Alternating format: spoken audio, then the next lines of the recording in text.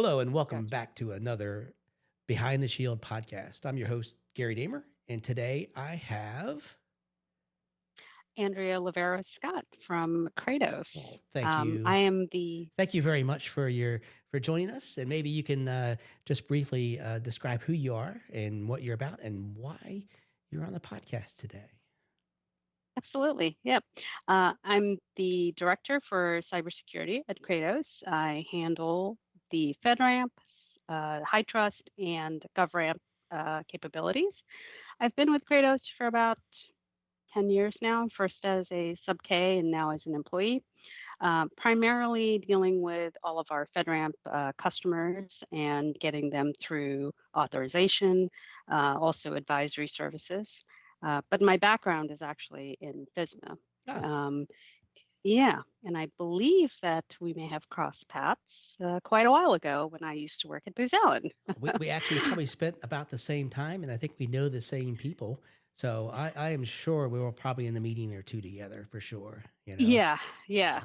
It was a lifetime ago, but it definitely laid the foundation for me for all of the compliance work that I have come to enjoy But, doing. well, when I Yeah, was when I go ahead, was at Gary. Booz, I spent more time on the security engineering side, and then less time on the compliance side. And I know we did a lot of compliance, especially in that specific group that we're in. We did a lot of Yeah, compliance work, but my team was mostly focused on the engineering aspects, building the solutions and stuff like that. Where your team was a lot focused on, the FISMA requirements and ensuring the agencies built out good, solid security programs within the space as well. So, but I think it's yeah. pretty cool. I think when we first talked, I was like, oh wow, we know the same people. So, yeah. Yeah, it's a small world, especially in the compliance world, Oh, right? I mean, absolutely. we kind of cross paths with the same people. Sometimes I like look on LinkedIn and I'm like, oh, I recall that name. I worked Right. on, the FAA contract for FISMA when it was just starting out, and we were still trying to figure out what does this mean in the construct of, security. Right. And a lot has changed since then, Hmm. and I think that's probably why we're kind of having the conversation That's today probably why. about That's exactly FedRAMP. exactly. That's why we're Yeah. that's why we're here today. Is and looking at maybe even a whole nother change from a FedRAMP perspective. But Yeah. yeah, before we get there, I'd love to hear like some of the biggest challenges you've seen, say over the last 4 or 5 years in the FedRAMP space. Whether you're doing the assessment side or you're doing the advisory services side. So because they are two different pieces of the puzzle. You know. Yeah, they are. Yeah, I think you've kind of touched on the distinction between the two because, we also have to make sure we're impartial and don't veer into the realm of suggesting, implementation on how something needs to be changed for a customer when we go into the advisory space. But from the challenges perspective, I think dealing with a lot of enterprise customers, our challenge has been initial assessments, trying to get somebody, a customer, from start to finish, the ramp up time and the actual assessment process itself, and the review from a FedRAMP perspective took anywhere from 12 to 18 months. That was probably the biggest challenge from I can't even imagine from a customer resource and timeline and cost perspective. That must have been overwhelming. But from our perspective, just having that lengthened time frame was definitely taxing on the assessment team. I think another challenge was ambiguous requirements and interpretation from like a FedRAMP reviewer perspective. Some reviewers were highly technical when reviewing a package and could engage in that conversation, and some reviewers were not so technical, but also may have different interpretations on how a control should have been implemented across customers even. So one of the challenges was going in front of the PMO and sort of vouching our, um, you know, uh, testing methods and standing up for what we actually put in place, in terms of the auditing package was another challenge. I think that was, kind of extraneous. Right.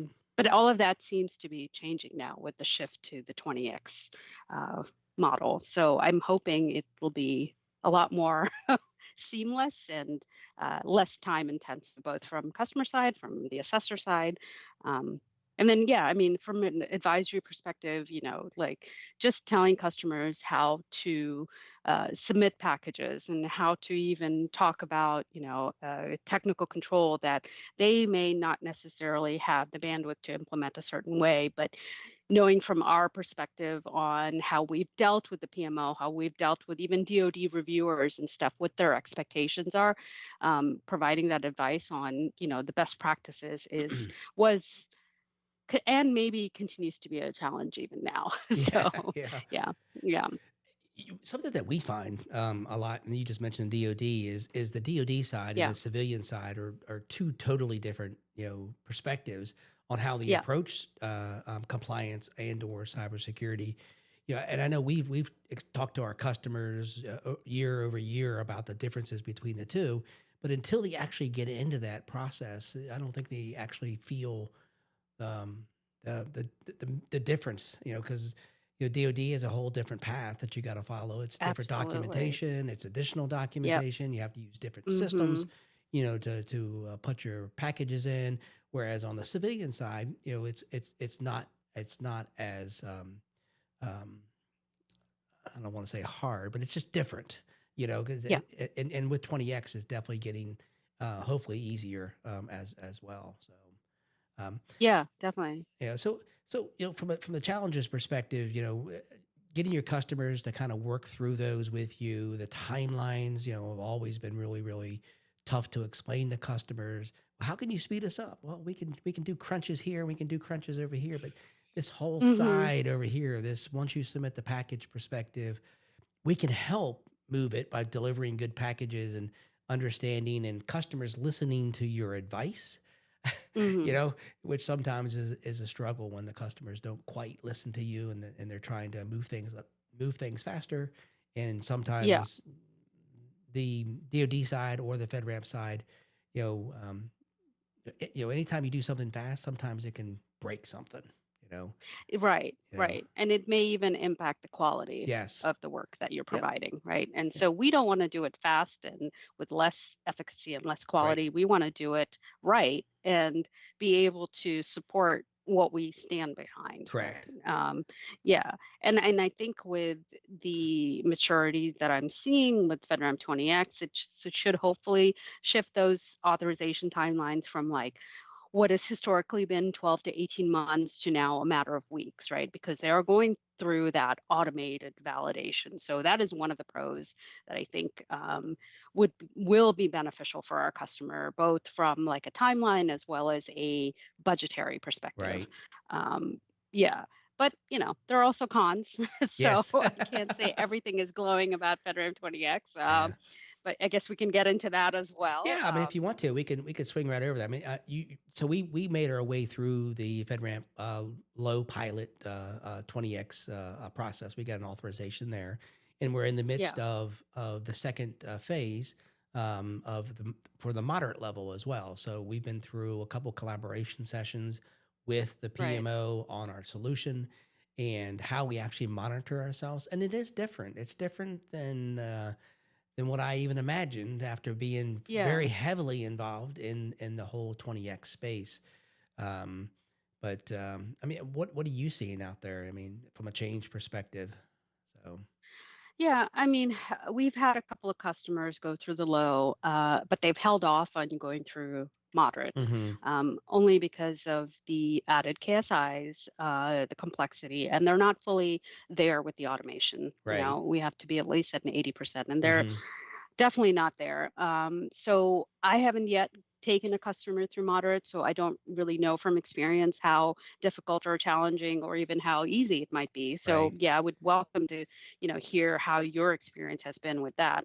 From the low perspective, yeah, it was quick, and we didn't have that constant back and forth with the PMO. It was one or two validation Yep. sessions, which was great, Mm-hmm. and um, from like a reviewer perspective, it was very knowledgeable and intelligent with the questions that they were Yep. Hmm. asking, as well as the automation, pieces that they were reviewing. And we have some internal tools that we're also using. Our more trusted and intelligent AI team Right. has generated some tools for us to run through these packages. But which kind of brings me the question to the RFC that they just released with regards to the everything having to be human readable, right? Whether that's an OSCAL or JSON formats. How is that going to like impact like federal agencies? From when I've worked with federal agencies in the past, they weren't yet quite ready to have those, outputs in a consumable format. So how is that really going to impact them? Are they even ready to accept those packages? Is all So, questions that I'm it's coming up it's with. questions I think we have as well, but I think it's two different problem sets, right? Yeah, Whether or not they're ready and whether you can deliver it are two different things, yeah, right? So true, where Pete wants true. to get, the PMO director wants to Yeah. get, is I don't want to speak for him because I can't speak for him, but in my interpretation, what I think where he wants to get to is he wants to get everybody to machine readable, and if he can get Hmm. everybody to machine readable, then that's going to drive the agencies to then either purchase or acquire a solution that could then ingest that machine readable package. So Yeah. that's my opinion. I don't think that I don't want to say that I have any additional insight because I do not. You know. Yeah. So Yeah. I mean, it'll definitely cut down on the time, right? it's But now is he also that's if it's thinking, it's yeah, if they yeah. have tools on their side that can ingest it and Right. do something with it, right? Right. You know, Yeah, in the machine readable right? format. Sorry, that's what I meant Yeah, earlier. I knew But exactly what you meant. So yeah, um, I guess the thought process behind that, I understand where they're coming from. Are they also expecting the 3PAOs to have the capabilities as well? I mean, larger 3PAOs like, Shellman and us and, hmm Fortrium, and we're going to invest the money. But what right, about the smaller trusted assessors, as they're calling now the right, name, right? And right. how is that going to impact their bottom line? Yeah, yeah. You know? I think that you're going to have to ingest. I've not seen because we're actually a 3PAO ourselves, but Yeah. we've never done an assessment. We did it mostly to get ourselves in the marketplace and list ourselves a little bit. But Right. and we've got some customers that way through that process. But I believe they're going to have to ingest it as well. But I've not seen any adjustments at all to the 3PAO requirements, even Hmm. for renewing your 3PAO status. Yeah, I'm not seeing any adjustments for 20x because think about this as well. I mean, I think what I'm seeing as well is that they're really wanting the 3POs not only to be able to come in and attest to the validity of what you're checking, but they want to be able to allow you guys to us guys as 3POs to be able to give advice as well. Hmm. Which is Yeah. different, right? Than Yeah. your 3PAO.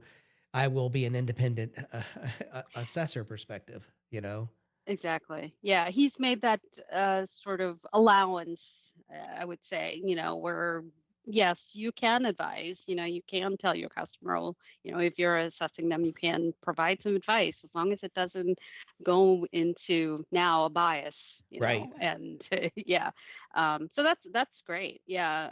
But you're right. I mean, we will have to adjust at Yep. some point and Hmm. be able to um, create those machine readable SARs, Yep. SAPs, Hmm. Hmm. SR, whatever else deliverables that need to be created in the future. I don't So see that yeah, quite. that's I don't see that. I don't think I see that in the package or what he's saying. But yeah. maybe when he says package, maybe he does mean all of that. I'm not 100% positive. What maybe that's a good question that should be raised there as well in the RFCs. Yeah. You know. Yeah, I was going to comment on that, had it in my notes because I was like reviewing and digesting all the RFCs that they released just recently because I didn't have time when they put it out on the 13th. I was like, Right. okay, along with the day job that we all Exactly. have to do, right? Yeah. Exactly. So Yeah, it's yeah. like us. We're doing delivery for our Hmm. existing customers. We're still doing and bringing new customers on from the DoD path, and then also even still the Rev 5 path. and also trying to invest a lot of time and effort into the 20x path as Hmm. well. So it's definitely dividing the company up a bit when you already have Yeah. existing customers in this space. So you have one foot in the existing processes, and then you have this whole other process that you're also trying to integrate into your existing platforms. But you want to adapt your existing platform to be able to adjust to the new stuff as well. There's a lot of juggling going on right now, to be able There is. Yeah. to be able to make it so all the way through. Yeah. Um, Definitely. but I think we all have to accept that this is the path that we're Right. going down, and as we accept that, learn how to adjust to it as well. I think that Yeah. is critical. Yeah. And I think his vision is for, 2 years out. I think 2027 Yeah, is when he's trying to implement this. Um, I mean, I'll be a cynic and say I don't know if it's going to happen by 2027. I think it'll push out, but that's just me being maybe a realist and expecting a little bit more of a lengthened time frame. Especially with the we have a ton of Rev 5 customers, yep, right? And they are still going to have to go through the balance improvement releases and show that they're meeting those requirements. And it's going to take more than a year or two to right. get to that point, I think, And, and but and if you think about as as well as you know, can all of our customers, from a yeah. CSP perspective, are they even going to be able to meet these requirements in some ways? Mhm. Because some of them have their own data centers, right?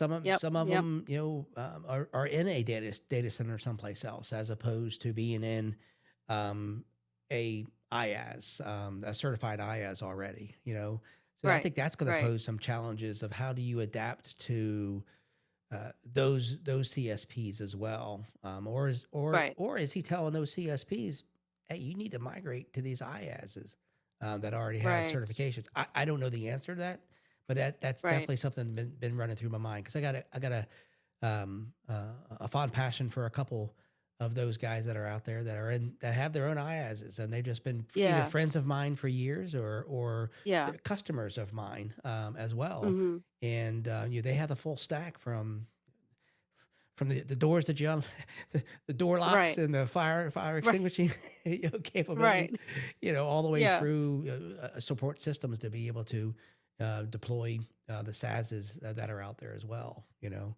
that's going to Mhm. be a big Yeah. challenge, I believe. So I think so too. Yeah. And are they going to allow these customers indefinitely to maintain a more traditional Rev 5 package, or will everybody have to at some point migrate to 20x? right, I mean, with FISMA, that is still, spreadsheets and Word documents, and right, that hasn't changed. The right. controls have changed with Rev 5, but the process hasn't changed, the writing hasn't changed, the rigor hasn't changed, I No. think. Hmm. So will Rev 5 be available indefinitely? Like that's another question I'm, thinking in the back of my head. And is it time to, retire and forget about Rev 5, Well, maybe, and does, NIST set of controls kind of lean towards the outcomes, and maybe it does Yeah. lean towards more of KSI outputs perspective.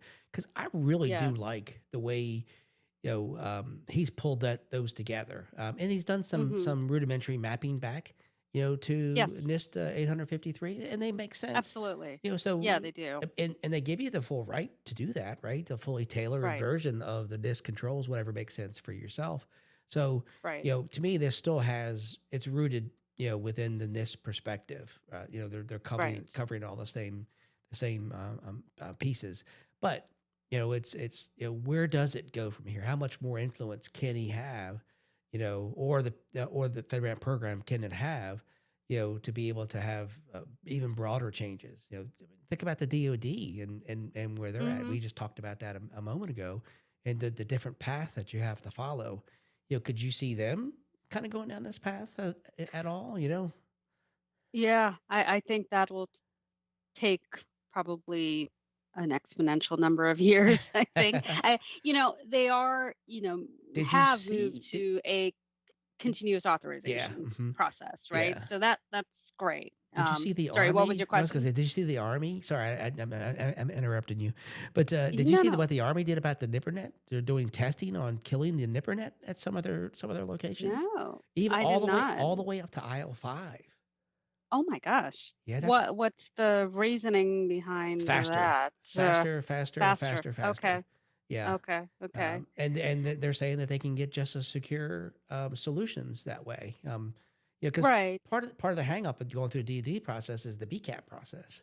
Exactly. Getting that Exactly. established. Connecting. Yeah, Yep. because every time you Yeah. go, it's a different set of rules almost every single time. Exactly. Yep. Yeah. And then depending on which DSOG and SCAs and mission owners you have, they have their own set of complexity Hmm. requirements that you have to meet. So yeah, I don't think they're I mean, it's great that they would like to go faster at the speed of light and eliminate some of those redundancies, which I'm all for, but especially because we have more of our critical systems and our national security, data Hmm. there, so it makes sense. But it just begs the question of what are we missing any type of critical,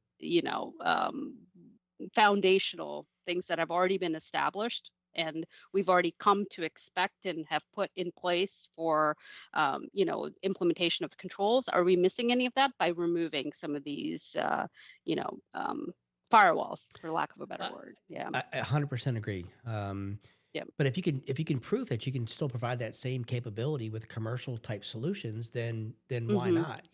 I believe there are Right. commercial solutions that are having a hard time getting into the DoD IL5 space because of what they do. You Hmm. look at some of these, large solutions that do caching or DNS lookups. It makes it difficult if you're going to try to bring that stuff into the IL5 side when you only have one connection into that Yeah. space where they need Yeah. to look at the entire internet to be able to look at the threats. Right. If you can't Right. bring that commercial information in, Right. how Yeah. is that ever going to help? Yeah, you're very limited in your scope of what Yes. you're reviewing and what you're analyzing and what the persistent threats might be. You may not even know it's inherently already too late by that Right. time, right? Right. It's in your environment. So, yeah, I mean, it's scary, but I think they're moving at a good pace. And the other thing what I like about the one of the RFCs that recently came out was the sponsorless option, right? Which some of our DoD customers, that has been a challenge for them Oh, because they have to absolutely. get a mission owner. Yeah. So that is something that I would say should be married over to the DoD side. Like, Hmm. don't, you know, have DISA sponsor you. Why do you need an extra mission owner to sponsor a package when you've already shown that there is a need for it? I like the way Yeah. he's going about it, right? The veteran PMO with that perspective is, he's going to call them certified, authorized, the different Yes. categories, which is kind of Right. like FedRAMP Ready, but FedRAMP Ready was never really a full package. It was almost a Mm-hmm. full package, but not quite a full package. So somebody couldn't Yeah. just go buy you, right? They would Mm-hmm. have to then have you go through the audit process and stuff like that. And, and, Yep. and and as commercial companies, you didn't want to go through that authorization assessment because it could be 6 months before you find that right Mhm. customer. So you want to get it closer. You want to tie those, that faster delivery to value perspective than you're waiting, 6 months to a year before you go through the acquisition process.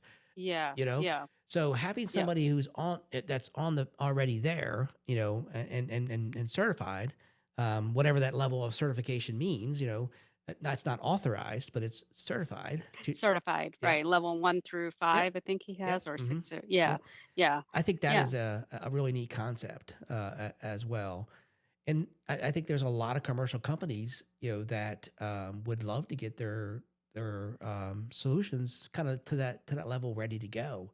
And I Right. think we're running with a couple companies right now where we're running down the path as fast as possible to get them, ready for the audits. Mhm. But then after we get done the audits, there's, I don't know, 3, 6, 9 months to go before they can Of actually wait. be, Yeah. before they can actually get Yeah. in into use.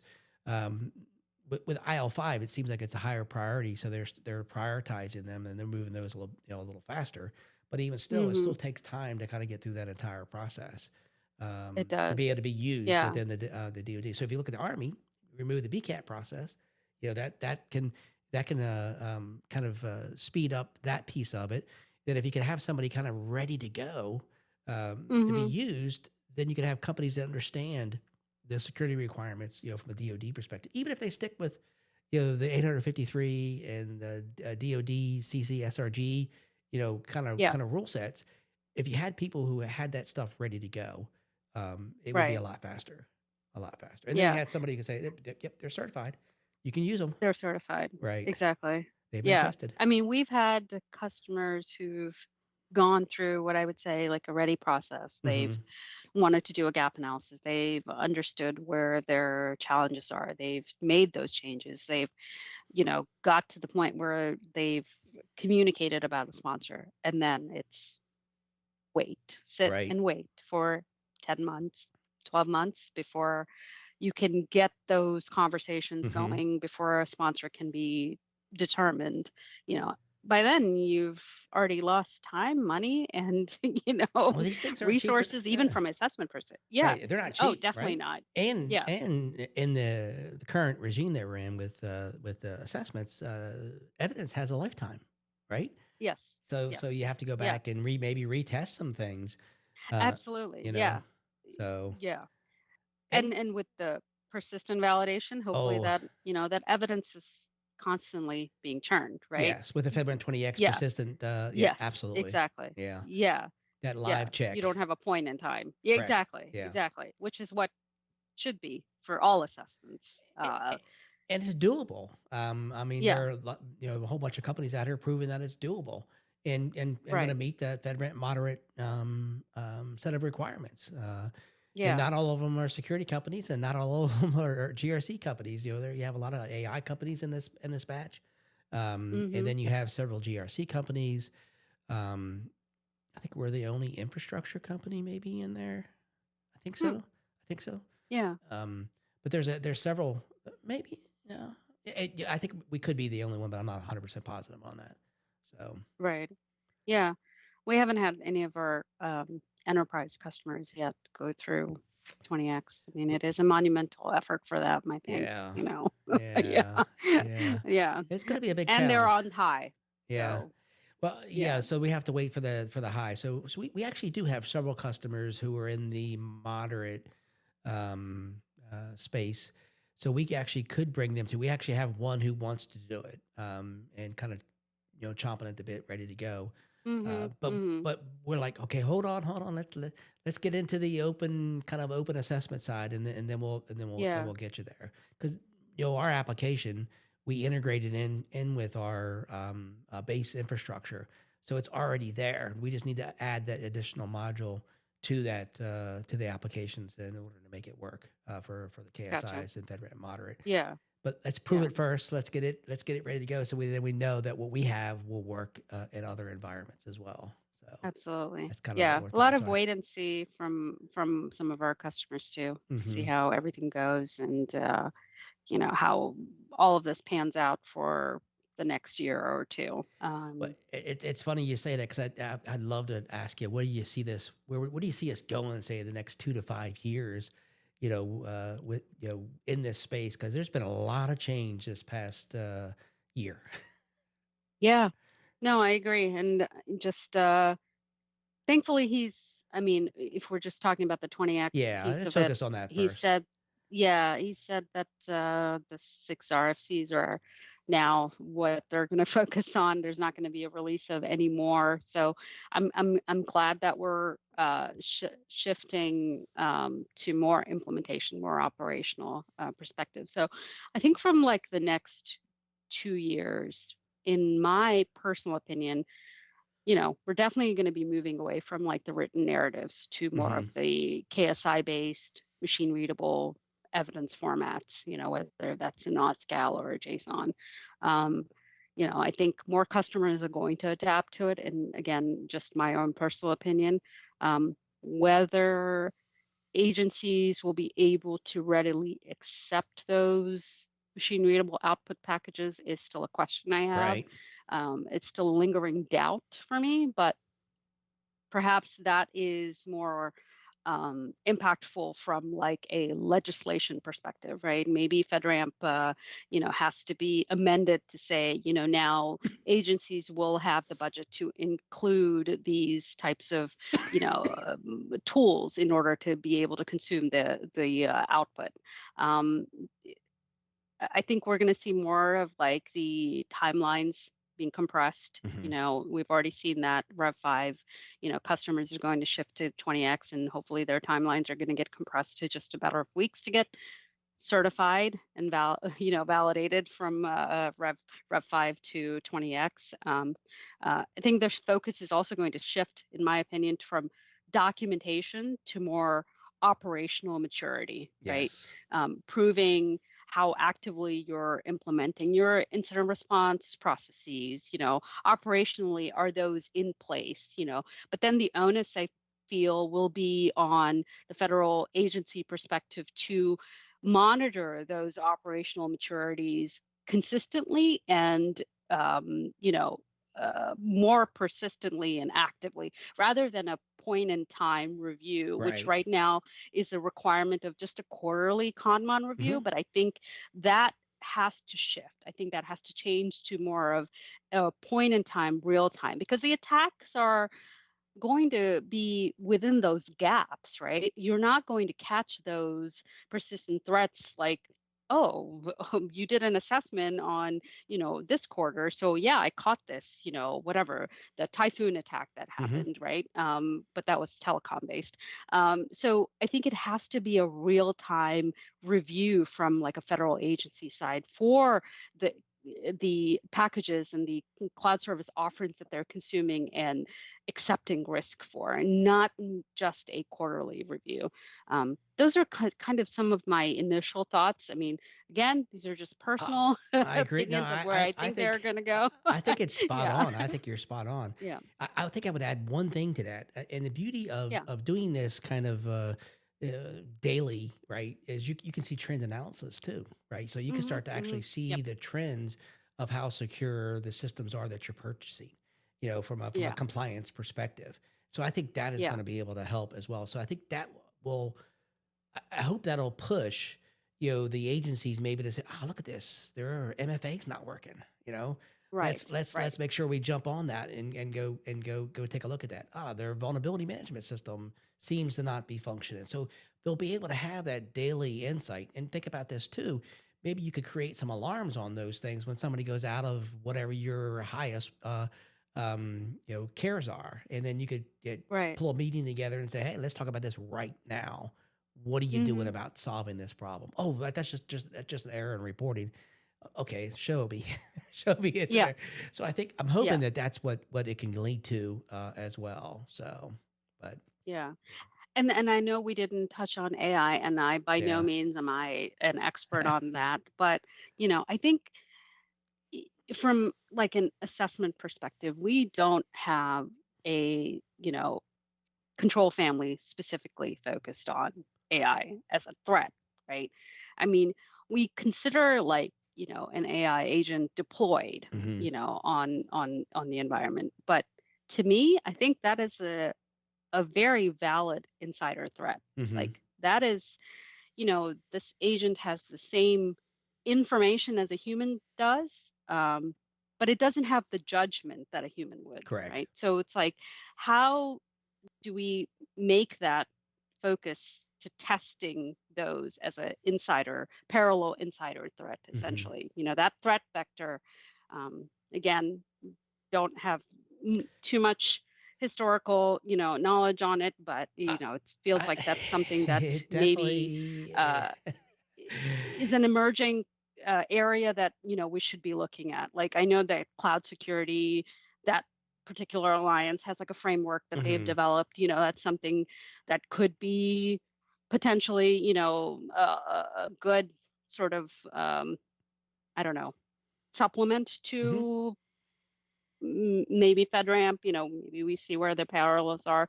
I know NIST has a, AI framework, and they've documented, that particular publication. So there's a lot of, I think, um, still work that needs to be done in that realm, Uh, not just 100. the use of AI, but Yes. testing of it, right? Yes. Yeah. Yeah. Well, Yeah. I think every day, just learning how to use it, and the more you use it, the more you realize, wow, yeah, okay, Yeah. this could be Yeah. an issue, even just from an internal perspective, just trying to share Right. information internally, and how well it can pull that information together for you. And it's like, okay, wow, it pulled from that document, and that document, and that document. Exactly. Yeah. Oh, yeah, And it's think about like federal data, like, oh yes, if you're using that in the IL5 or hmm hopefully not, I mean, IL6 yeah, environments, right. that is What do you open critical it up national to, security right? data. Right. Right. What do you open it up Exactly. to? Yeah. And then who Yeah. has access to it? I think that's the key parts. Right. And then how Right. does it store its information in the Mm-hmm. environment as you leverage it as well? So, Yeah. but Yeah. cool. All of these questions I have no answers for, but I think it helps to start coming up with these questions for more intelligent people to create the solutions for. That's how you get the conversation started, right? Is to have the Yeah, questions and then be able to talk about them. I don't have any yeah, answers to a lot of these either. I wish I wish I did. We're trying to advise some customers on some limited capability of what they can do, what they can't do. right, Um, right. but I see this as definitely a huge future challenge. Well, when I say future, I Yes, mean it's here right now. it is. Yeah. I mean, my So kids use it, yes, yeah, and it's mind-boggling. When I was their age, I did right, not had to use my own brain to come right, up with the answers, but they're yeah, using it, every day. yeah. And So it's a little bit of cheating. it does help. It does help. I mean, Yeah. it makes things I Yeah. think a little better in some ways, and in other ways, it's just a bit scary where the data is coming from, and you just have to have a Yeah. be mindful of that piece of it. So before Yeah. people jump all the way in, they do some studying Exactly. as well. So, Yeah. how about any questions for me? I've been asking lots of questions, and do you have anything for me? Yeah, I mean, what do you see as the future in the next 2 years from your perspective? Not just from, FedRAMP, but from the DoD and even from like the AI space. Where do you think we're going? So for me, I think what's going to happen is a lot, and I'm going to speak it from a business perspective, if that's Yeah. okay. I think we're Yeah. going to see a lot of business models change, especially Mm-hmm. in the security space, uh, Sure. because the way that we move things through the FedRAMP process or the DoD process is because of what we knew, right? We helped so many customers through this process, but if we can get that away from what you know or knew, maybe that's a better way to say it, what you knew, to Mm-hmm. prove me, show me, prove me. I think Sure. that, and more transparency, it's going to open up the volume of capabilities to the government space, and I think that's where we're going to run into a lot of challenges. Is just the sheer volume of people who want to sell their service into the federal government Mm-hmm. because they have invented something, something very innovative that can Mm-hmm. save money in one location or another, whether it's in the Department of Defense or it's in the civilian space. Getting software to mission owners faster is, I think, the Mm-hmm.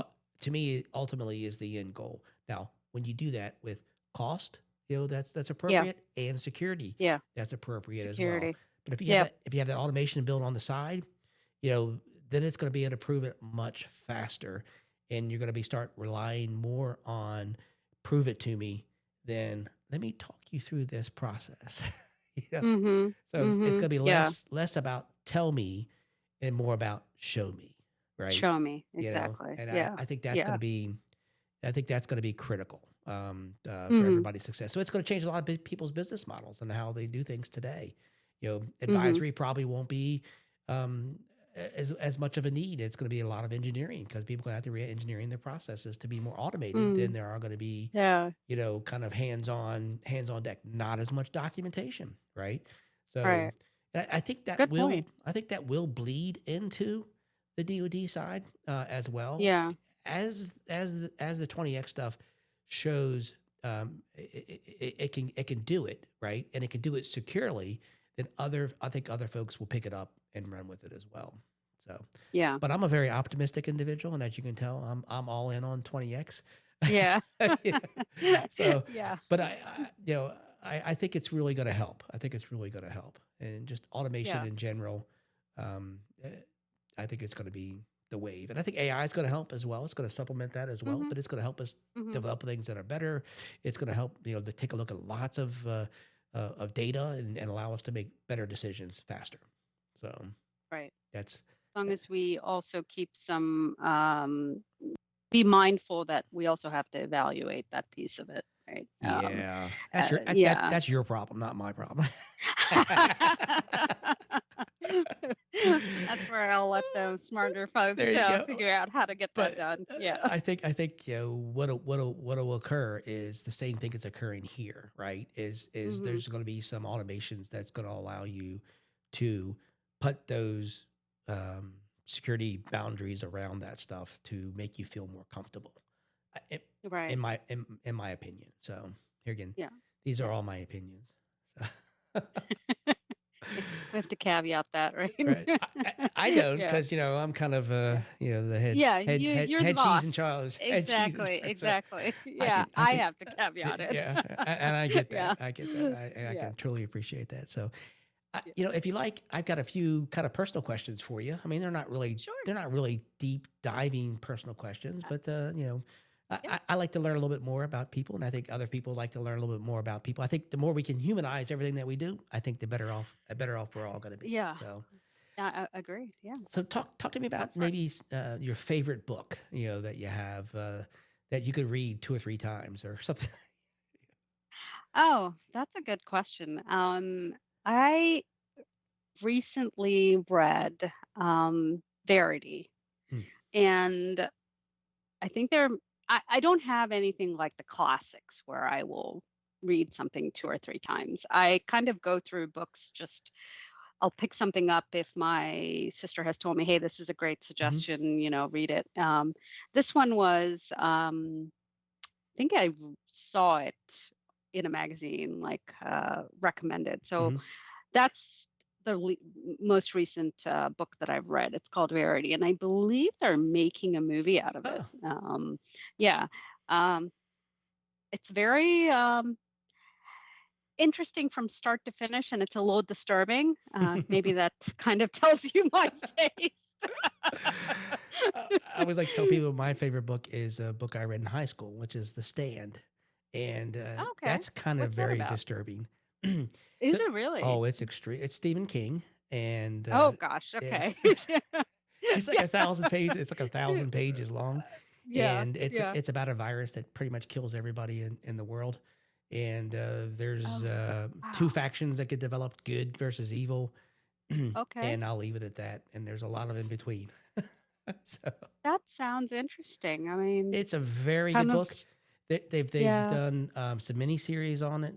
CBS Mhm. has done one, and somebody else did one as well. I think they're actually talking about doing another one as well. So Okay. they don't I'll have to closely look that up. follow they don't closely follow Yeah. the book, but they're still pretty Yeah. good. So I'll pick up the book then. Yeah. My husband is more of a Stephen King uh fan, so he would probably know. I will see if he even has the book because he might have it in the yeah, it's like I'm this in thick. our office. Yeah.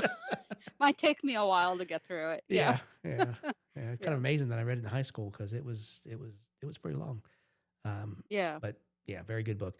Um, how about from a talk to me about we're a big services company, and so we like to give back a lot. Do you guys do any kind of service? And if you have, give back kind of perspective, shout something out and that you're proud of. Uh, uh, from a Kratos organizational perspective, I'm sure that they do. I'm not involved in any of it, but personally, I mean, I do like to volunteer Mhm. quite a bit, and I'm starting to do it more and more with my kids. Oh yeah. So some of the causes, yeah, that I vouch for and stand behind are anything to do with animals. So, like Ah, the Humane Society or, the local shelter, volunteering with you'd get along with animals for Caitlin like very pet well. adoption. Oh, really? Yeah.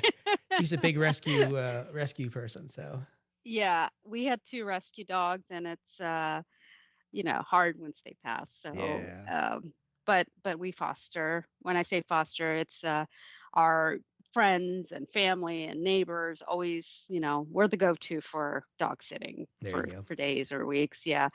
So animals, then women giving back is another Yeah, organization that, yeah, we volunteer at. Me and my daughters, we volunteer there. And then there's a local. I'm in Virginia, yeah. so in Loudoun County, there's a church group that does a lot of food pantries. One of the events that I love is Christmas Day. They do a dinner and Mm. it's free. So we Ah, always volunteer for that. So yeah, so anything with animals, cool. women, children. Yeah. How about you? So we do a lot of volunteer work with Special Olympics. Okay. My son has Down syndrome. He's Gotcha. 20. He'll be 29 years old here. So we do a lot of Special Olympics by coaching. My wife sits on the board here at the Oh, local nice. level, and she helps Yeah. organize it and get it moving in the county. And then we do a lot with child abuse prevention Oh, as yeah. well. And Yeah. other areas that we focus on is anything to do with people with disabilities. So Hmm. that's pretty near and dear to our heart. But you can understand why, right? Yeah, with having a son, Yeah. I mean, he's fully functional, and Right. we could leave him alone for long periods of time, and he does very well. Yeah. So he's a That's pretty great. cool. He's a Yeah. pretty good guy as well. He actually has a YouTube channel as well. It's Evan Damer. If you ever want to go watch it, he Oh, produces the nice. same video Okay. pretty much every single day, 7 days a Okay. week. So it's about 5 minutes Wow. long. Awesome. It's about 5 minutes Yeah. long, and I watch it every day. So it makes Oh, him happy. It's something he does. So that's great. and then Yeah. And how many kids do you have? we have three. Two of Okay. them are actually in the business. One is Okay. my a VP of a public sector, and Okay. the other it works in the sales side. So sales and Very marketing. good. So Okay. cool. Okay. Yeah. Gotcha. Yeah. And then one last question for you: what is your favorite Yeah. TV show or YouTube channel, or what do you watch? What do you watch? Oh gosh.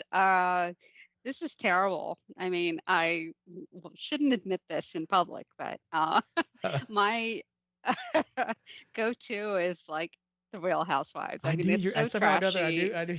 It's, it's like in the background when I'm Yeah. doing mindless things, It's yeah. Uh, I hate to say it. It's unfortunately, yeah, that's what I watch. But if I had to like pick a type of genre of like TV or something, I actually like true crime documentaries. Oh, my wife, man. We watched one last Yeah, night, and I'm like, "Come on." yeah, So it's she, disturbing. oh, she's very disturbing when she watches these things Yeah, too. I'm always thinking I'm not yeah. going to make it through the week or something, you know. Oh gosh. Yeah, I don't watch it when my husband's around because Yeah. he might be scared. Yeah, Headline news, the forensic files too. I mean, she absolutely loves yeah, those shows too. So yeah, we watched yeah. the Elizabeth Smart documentary Oh on Netflix yeah, last night. You know, it was like, yeah. oh That's man, I yeah, know that's a little too yeah, much for me when yeah, it has to do with young, yeah, yeah, children and stuff. yeah, But yeah. yeah. How about So you? What do you I prefer to like watch? pretty much anything science fiction and anything zombie related. So they're Okay. kind of related, Okay. you know. Zombie Yeah, yeah. like The Walking Dead or anything like that. Those are my Exactly. favorite. I watch all of the ones that are out there, and then anything science Yeah. fiction related. I'm watching The Okay. Foundation right now on Apple TV. Okay. I think I'm like Yeah. 2 or 3 episodes left of the third season. Hopefully, there's gonna be a fourth season Okay. because I think there's like 7 or 8 books. So it's pretty. I read the books in high school. I say the books. I probably read like the first one, and I feel like I read them all, but nothing seems Yeah. familiar to me at all when as I watching it because Yeah. that was a day or two ago. So Yeah. well, My husband's a big sci-fi uh, nerd as well. I mean, So he's yeah. And geek at heart. zombies. So I think he just went to watch the one that's in theaters. I forgot the name of it. There's a oh, zombie movie out in 28 years theaters right. later. 28 years That's later. it. That's it. Bone Temple. Yeah, Yeah, my yeah. wife and I About the went. virus or something, Yeah, we right? went and Yeah. saw it. We went and saw it over the weekend ourselves. So uh, Okay. Okay. Did you enjoy it? And I did you like did. it? I did. It's Yeah. it's different than the first one, but it's still very good in my opinion. So Yeah. it's very Yeah. good, but different. Yeah. So Yeah. Yeah, I mean, I think we all have our ways to sort of, decompress, Have to and have them. mine is, Yeah, this yeah, stuff is yeah, so hard. It's so complicated. it is. Just doing the tick and tacks to make everything kind of line up. In my opinion, Mm-hmm. you've got to sit back and laugh it off a little bit, or Exactly. cry it Yeah. off a little bit, or All right. holy moly, what the heck is going on here? Right. So Right. yeah, Right. to me, it's vital for just healthy, being a healthy individual. So. Um, Absolutely. Hey, Yeah. I truly appreciate your time. Hopefully you enjoyed this as well. I Yeah, did. well, Thank you good. so much for having me. Yeah, I hope Absolutely. I imparted a little bit of, You did. my knowledge, and yeah, this was great. I mean, it was a good rapport, and thank you for all of the information you've also imparted on me. Good. I like to learn from everybody, so Well, I cool. appreciate the time. Yeah, Well, watch as many of the Behind the Shield podcasts as you can. We're always trying to drive the I numbers up. will. Go and like and subscribe, right? I will. Yep. As you can. But it's really important for us to kind of try to get that message out. Try to be as transparently as possible. That's one of the reasons why we started the podcast at first, because we were Yeah. having these conversations. I'm like, oh man, we just got to get this bits of information out, and then we just started pulling in our circles of people. And as you can tell, we're Right. not, I'm not always the host, on the podcast. Somebody else might be the Hmm. host on a podcast. And that's kind of where we like to keep them as well. So, as always, you may Yeah. not find me here behind the shield, but you're always going to find somebody from Infusion Points behind the shield. So, thank you very much. I Sounds truly great. appreciate your Yep. time, and cheers to y'all out there. I appreciate it. All right. Thank you. Yep. Take care.